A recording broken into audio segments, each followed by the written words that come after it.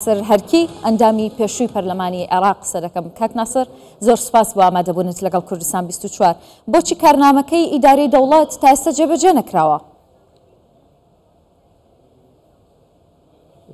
زۆر سپاس خان ئەو کاتت باش و کاتی بینەرانێکی 24 باش.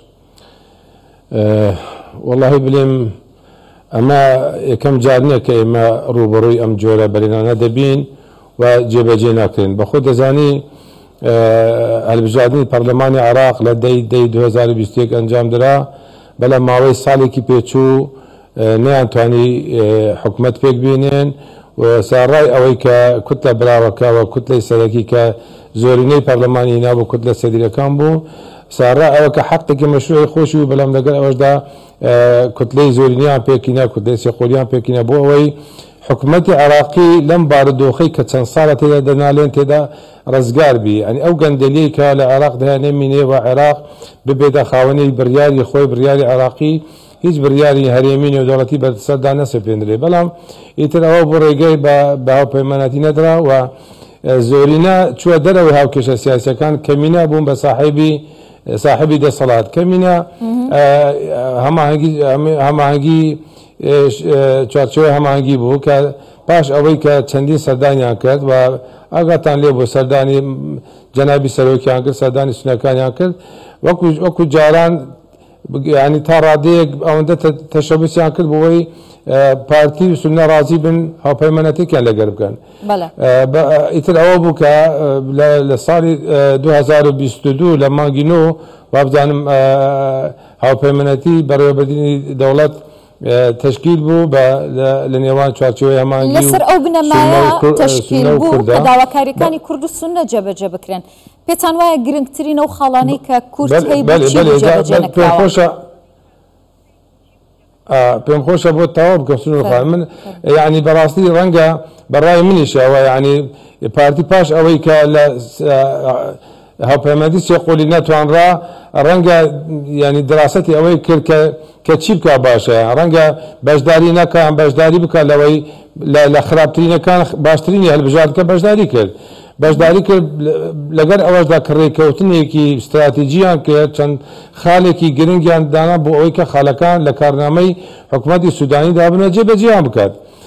بەڵام بەداخەوە هەر وەکو جاران خۆیان هەم لە بەرپرسیاتی دزیەوە هەم بەلێنەکەیان جێبەجێ نەکرد. بەڕای من گرنگترین خاڵەکان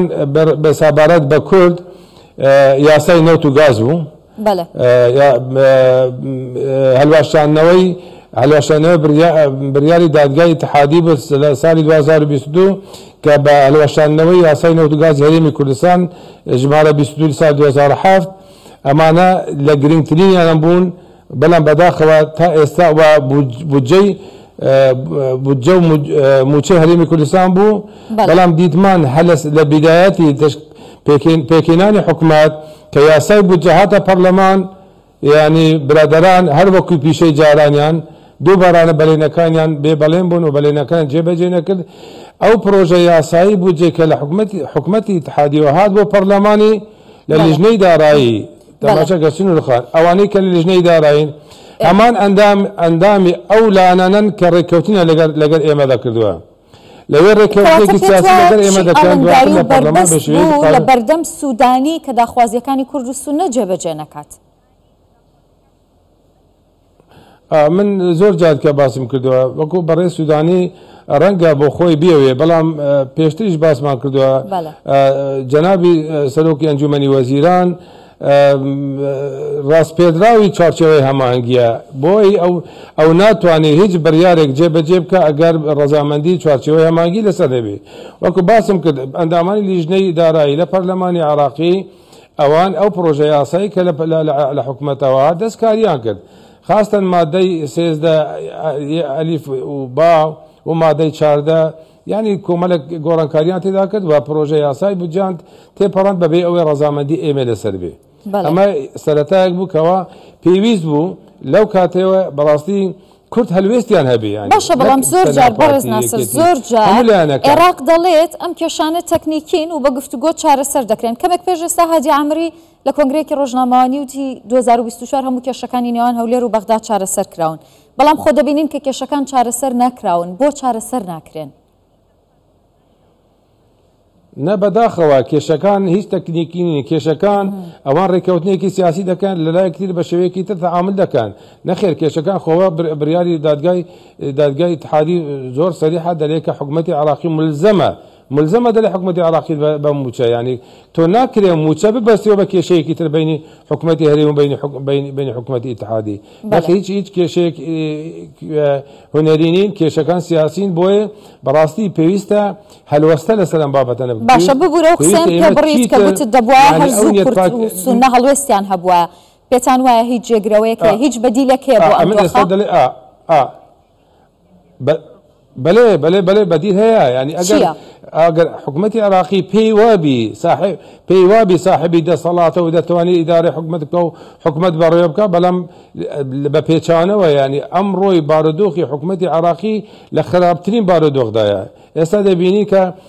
سونەکانش هەلوێستیان هەبووە سونەکان هەلوێستیان هەیە و بڕیاریان داوە کە مقاتعی پەرلەمان بکەن تاکو یاسای لێبوردنی گشتی دەرنەچێ بۆ ئەوەی ئێمەی کورد بەڕاستی ئێمە پێویستە هەلوێستمان هەبی پێویستە کوردەکان نەک لە بەرخاتری حکوومەتی هەرێم لە بەخاتری دەنگدەرانی خۆیان ینی پارتی یەکێتیە یەکگرتووە کۆمەڵە نەوەی نوێیە گۆڕانە هەمویان دەنگدەری خۆیان ئێستا زەرمەندن پێویستە لە بەرخاتی دەنگدەری خۆیان یاهی هەلوێست بن بەرامبەر بە حکوومەتی عراقی ئەگەر یەک هەلوێست بین دەتوانین ئێستا حکوومەتی عراقی پەک بخەین و دەتوانین حکوومەتی عراقیش ناچار بێت کە بێت دان بە مافەکان و یاخود مافەکانی خەڵکی کوردستاندا بگرێت لە ئەم ساڵدا ڕاستی زۆرت هەیە بیکەین بەڵێ ئەم ساڵ دەبێت هەڵبژاردن ئەنجام بدرێت پێتان وایە کورد و سونە متمانەیان ماوە بۆی جارێکی دیکە بچنە و ڕێکەوتنێک لەگەڵ شیعە والله بەڕای من وەکو ڕێی شخصی خۆم وایە من هیچ بڕوان پێ نەمام چون من بۆ خۆم چەند ساڵیش لەگەریان ژیاوم ینی تۆ چەند ڕازبی لەگەریان ئەوان کاتی کە دەسەڵاتیان هەبێ هیچ حسابك بۆ بەرامبەری خۆیان ناکەن بۆیە بەڕای من ئێمە پێویستە بەر لەوەی بچینە هەڵبژاردن شتی تر بکەین ینی ئێمە سنوور خان یەک لە کێشە هەرە گەورەکان ئێمە لە محکەمەی اتحادی زەرمەند بووین کاتی کە یاسای ژمارە 30 سال 2005 هەموار کراوە کە ئێمە حەقی ڤیتۆمان هەبوو کە هیچ بڕیارێکی محکەمەی اتحادی دەرناچێت بە حزوری هەموو دادوەرەکان نەبێت کە ئەوانەیان هەموار کردەوە و حاکمی احتیاطیان دانا ئێمە زانیمان نیازیان باش ساڕای ئەوەی کە ئەم